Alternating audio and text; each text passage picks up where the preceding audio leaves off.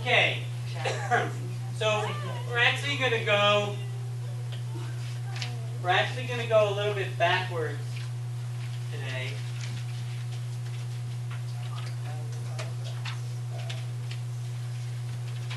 Because up until the other day, we were finding solutions. We were finding not only rational roots, but irrational roots, in other words, square roots, and imaginary numbers. So today we're going to focus just on rational roots. Now, in order to do that, you have to understand what are the rational numbers. So we talked about this at the very beginning of the school year. We talked about all the different number sets. So rational numbers include what? Nikki. Oh, I knew it. It's all numbers that are terminating, and it's whole plus 0, decimals that are terminating, fractions that are terminating, negative and positive. That's basically it, not said the most artfully.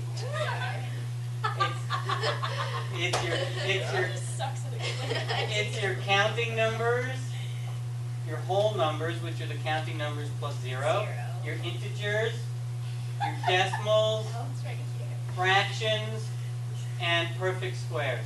Yeah. So those are the rational numbers. So we need to be familiar with what rational numbers are so that when we do these problems, if we encounter something that's not a rational number, we know it's not going to be an answer. And the way these problems are set up and designed, you're not going to really have to worry about encountering non-rational numbers as your answers. Okay, so before I go on, I do want to draw your attention to the important dates board. You'll see that you all have a vocabulary quiz this Friday, and then your quiz on the material we're covering this week will be 1 week from today. That's next Monday. What is Monday it? the 10th will be the next quiz. Yay. Yes. Most of the vocab will be found on page 327. I haven't really looked at it, but pretty much everything on page 327 is going to be a possible question. There are other words on page 369, but it's really, I wouldn't go through page 369 until we do tomorrow's lesson, because then you'll see what from page 369 will and will not be on the quiz. Yes? I just did. Page 327 and 369. Yes? 327 and 327, 369. 327, 369. Okay. 327. Now, there's two phases to these types of problems. The first phase is to find the possible rational roots. The possible rational roots are those values that could be answers to the problem. Then, once we find the possible rational roots, we're going to go ahead and find the actual rational roots.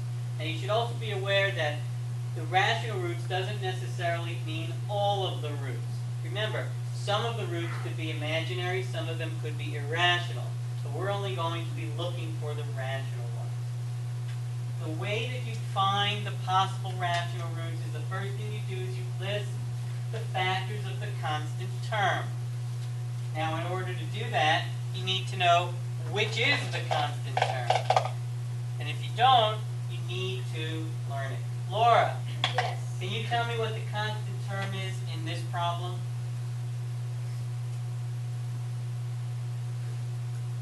What does it mean to be constant? If something is constant, it's not necessarily that it's the same, but it doesn't do what? It doesn't change. So, out of all of these four possibilities, 2x to the third, negative x squared, 2x and 5, which is the one that's not going to change no matter what we do in the problem? No, x is the variable. It's actually the opposite of a constant. The 5, that's correct. These three values, 2x to the third, x squared, and 2x, those values are going to change depending on what x is. But whatever we do to x, it's not going to change the value of 5. 5 is going to stay 5. So that's going to become our numerator. We're going to take the factors of that constant term. In this case, it's 5. Luckily for us, 5 is what type of number? Positive. It's a positive number, yes, but more importantly, it's what? It's a prime number. When we're looking at the factors, we want to know, is it prime? Since it's a prime number, that means its only factors are what? 1 and itself. 1 and itself. So the factors of 5 are positive 1, negative 1, positive 5, and negative 5. I wrote the positive 1 just to show you, but really, if it's positive 1, it's really just 1. So again, the first thing we do is we write down the factors of the constant term. Our denominator is the factors of the leading coefficient. So first of all, what is a coefficient? The number attached to a variable. Number attached to variable. Good. And the leading coefficient will be found where? The prime. In the front of the problem. If you're leading, you're in front. So the leading coefficient in this problem is what number? 3. Just kidding. 2. 3? Really sorry. Where did you get 3? I was thinking the 3 now. I was saying 2. So a 2, like 5, is a prime number. So what are the factors of 2? 1 and 2. 1 and 2. So we have plus 1, minus 1, plus 2, and minus 2.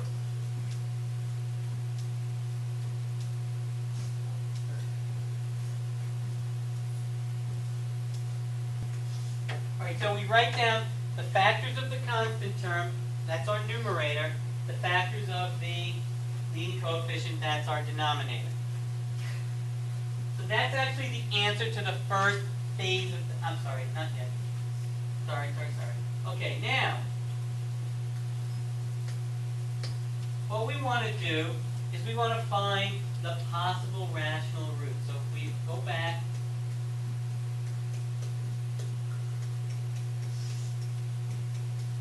so what we're going to do is we're going to play mix and match.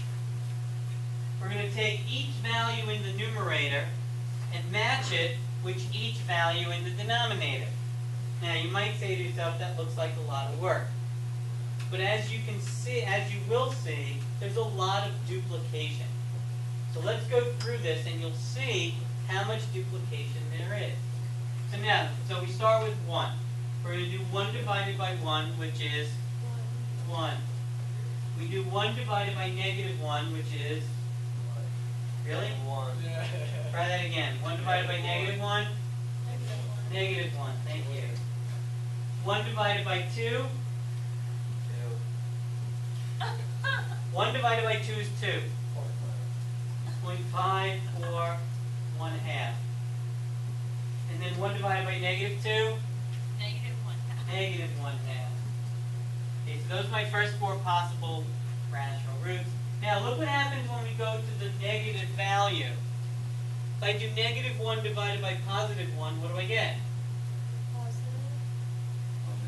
Negative 1 divided by 1 Negative. is negative 1. But I've already got that listed as a factor. So if I've already got it listed as a factor, I don't have to list it again. I have negative 1 divided by negative 1. 1. It's positive 1. I already have that. Negative 1 divided by 2.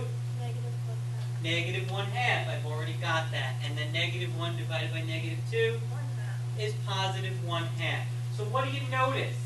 It's the same. That's right. Once you write down the positive values, or the values that stem from the positive number, you can skip going through the process to get the negative numbers, because they're all duplicative.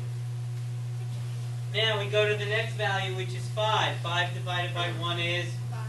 5. 5 divided by negative 1, Negative 5. negative 5.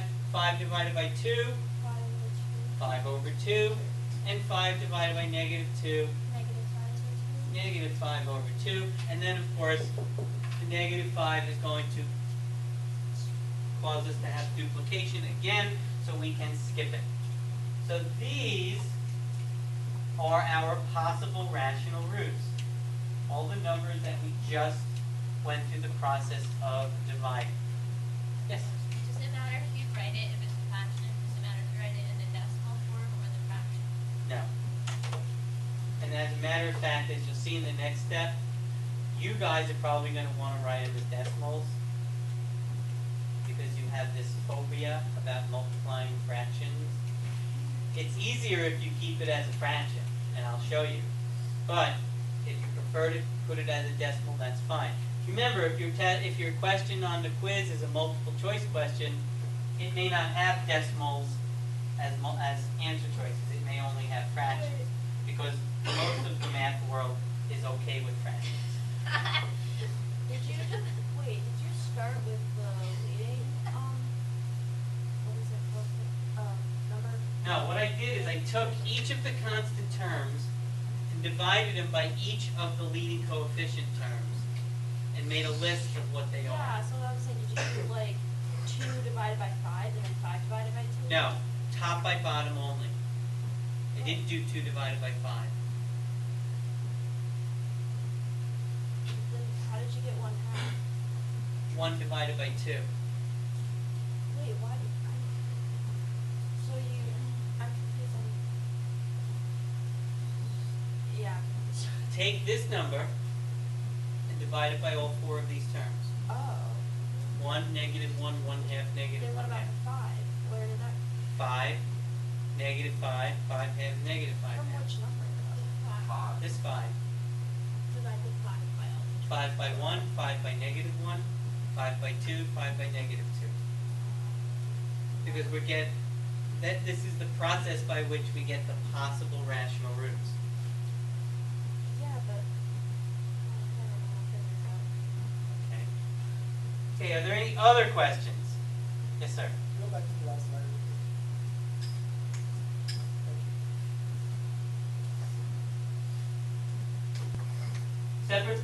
Separate problem you could be asked is, what are the possible rational roots? So those 8 values that you see on the board, those are the possible rational roots. The second half of the problem is to find the actual rational roots. In other words, which of these numbers that we just found are going to make our equation a true statement. So what we're going to do is we're going to go back and, no, skip that. Okay, don't skip this.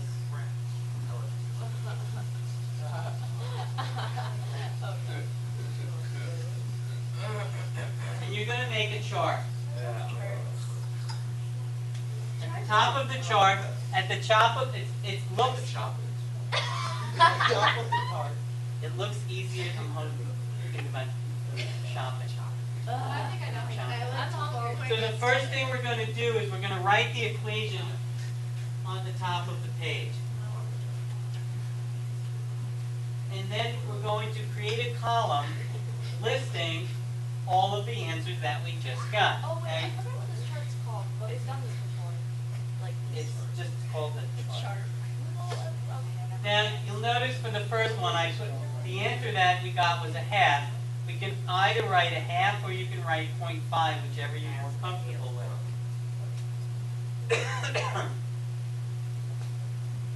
Okay.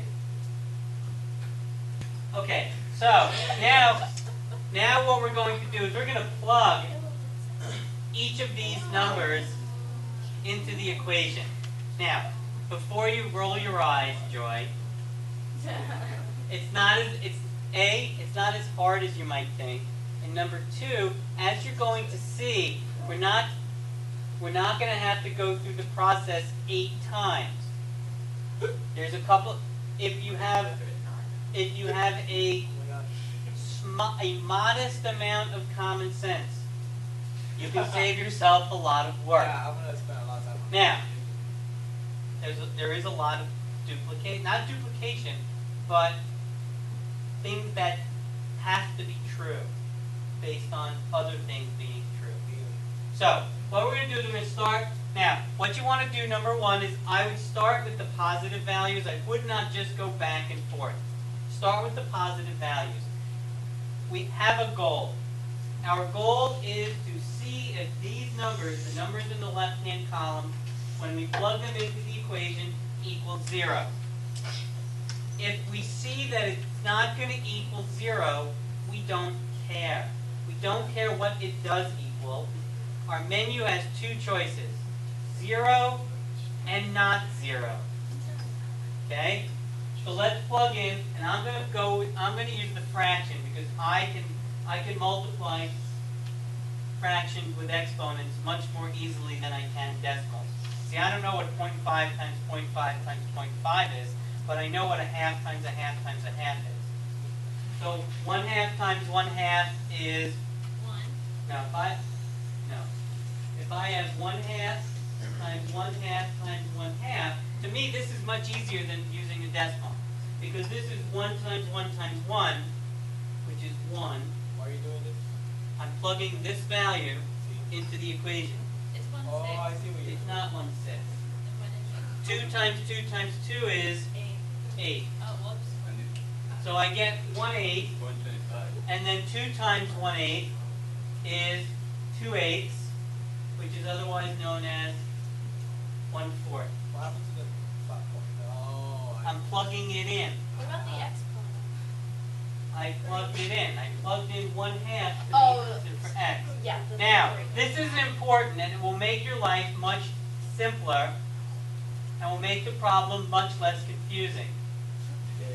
Because this is not in parentheses, the minus sign is not part of the exponent. So just bring down the minus sign. Once you bring down the minus sign, now you're just multiplying a half times a half, which is 1/4. And now you're doing 2 times, now bring down the sign. 2 times a half is what? A whole, otherwise known as 1. And then we have our constant of 5. So if I add up all those 4 numbers, what do I get, Joy? I get 6. Josue, what's your question? But for the second one, how is that? What second one? The 1/4. The second 1/4. You take a half times. Half to the second power, Which would be 1/4. which would be 1/4. When you take fractions to exponents, the numbers get smaller. So 1/2 times 1/2 is 1/4. Oh. Okay, Wait. now, wait, For the first, the 2x to the third, so you got 1/8, right, and then you multiplied it by 2, right, you got 2/8. 2/8, and then simplified it? Yes. You simplified it? Okay, now, this is where, Oh. this, Lucas, if the 3 of you cannot, I've been barely talking all through it. okay, Okay, I'll just okay, now, this is where you have to use a little common sense, because a little common sense will take you a long way in this problem. Yay. If I used a half and got a positive number, what do you think's going to happen if I plug in 1, which is bigger than a half? You'll get a positive number. You're going to get a positive number. That's bigger than 6. That's bigger than 6. It's way- Now, what are we looking for?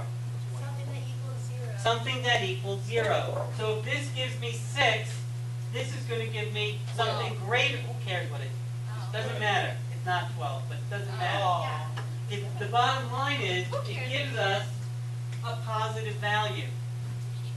And not only is 1 going to give us a positive value if we plug it in, 2.5. 2.5 is going to give us a positive value, and 5 is going to give us a positive value. So why aren't we solving it? Because we don't have to. Because the smallest positive number we plugged in gave us a positive value. Right. We only care if it equals 0. Okay. So we don't care what it actually equals. All we want to know is, does it equal 0? Nada. If it doesn't equal 0, if it doesn't equal 0, we know it's not an answer. So now you can see, even though, yeah, it looks like we have to do this 8 times, in reality, so far, we only had to do it once. We only had to plug in one value, and we took care of half our numbers. Now, of course, if we don't get a 0, if this gave us a negative number,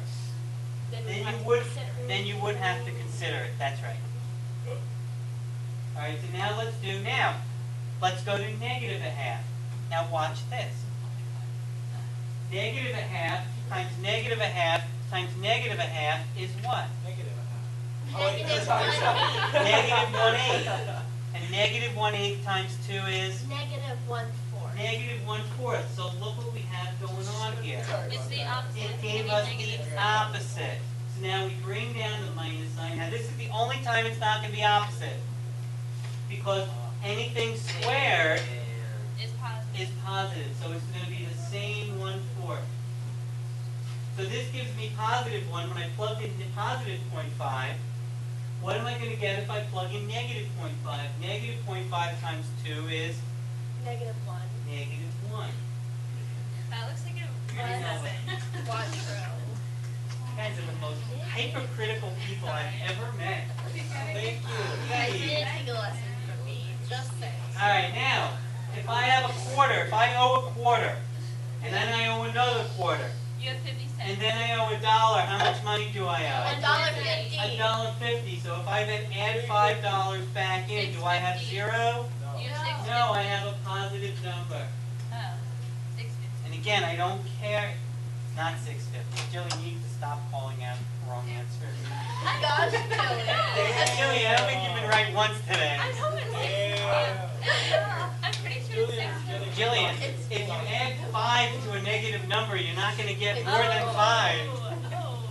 Okay, now let's go to negative 1. Okay. Negative 1 times negative 1 times negative 1 is? Negative 1. Times 2 is? Negative 2. Negative 2. See, Jillian, you need to learn from me. Negative 1, and then negative 1 times negative 1 is? 1. 1. It's rare that I And then 2 times negative 1 is? Negative 2. Negative 2, and then plus 5. And look what I get when I add all these 4 numbers together. Someone said it over here. 0. I get 0. Is that So the answer? this is one of my answers. Now, here's what I would do. I would skip negative 2.5 and go right to 5, because this is a more difficult number to do exponents with. But it's a shortcut. So negative 5 times negative 5 times negative 5 is what? Positive. 1.5. Negative 125 times 2, 250. negative 250. Now, this is where a little mental math will go a long way. What's my goal? What am I trying to get the answer to be? 0. If this gives me negative 250, what's the likelihood that these other numbers are going to give me positive 250? Not unlikely. Very, very, very unlikely. The only other, quote, big number that we're going to get is squaring it. But negative 5 squared is only 25. So not only is it not a positive, not going to get us closer, it's not even a positive number. So we know that this is a big negative number. Big negative number. We don't care what that negative number is. Now, what? No. Now, this number, you make a hypothesis. If this gives us negative 250, we do 2.5, it actually doesn't work out that way, but negative 2.5 times negative 2.5 times negative 2.5 gives us 125 over 8, which is like 16 and change. So this is going to give us a negative 125 over 8, which again is a big negative number. This is also going to give us a negative number. This is also going to give us a negative number. So if I have three negative numbers, one of which is already less than 5, this is less than negative 5, we know that the only way that we can get back to 0 is to add 5 back. So we already know that this is going to be a negative number. So again, you have to use a little common sense and a little mental math, but you can save yourself some time. Now, of course, if you want to, you can just plug in the numbers 8 different times. That's up to you. Not me, I'm lazy. If I can do, how many times did I have to go through it? 1, 2, 3, 3 and a couple of extra steps. So to me, that's better than doing something 8 times, doing something 3 times instead of 8 times. Right? But that's how, so the answer, the only actual rational root is negative 1. Now, it doesn't mean that's not the only answer, it's not the only solution. It just means that the other two solutions are either irrational numbers, they're square roots, or they're imaginary numbers. But for these purposes, we don't care. We only care about rational roots. Okay, does anybody have any questions? Yes, Jillian. What does it mean?